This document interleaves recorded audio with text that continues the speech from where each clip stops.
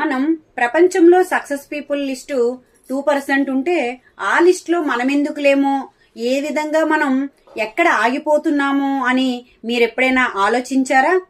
అయితే మనం అనుకున్న ఫీల్డ్లో మనం సక్సెస్ అవ్వలేక స్ట్రెస్ ఫీల్ అవుతూ లైఫ్ని లీడ్ చేస్తూ ఉంటాం.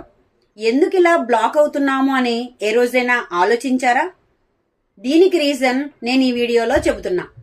లాస్ట్ వరకు ఈ వీడియోని చూసి మీకు నచ్చితే షేర్, సబ్స్క్రైబ్ చేయండి.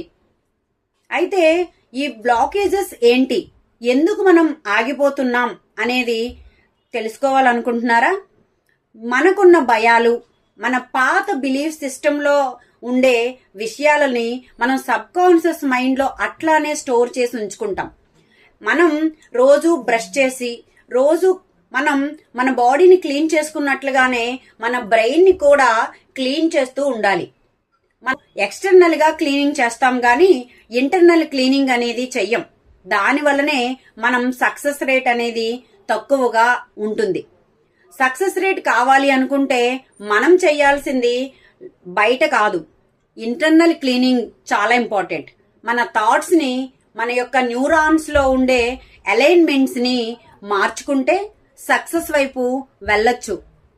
మీరు సక్సెస్ వైపు వెళ్ళాలనుకుంటున్నారా?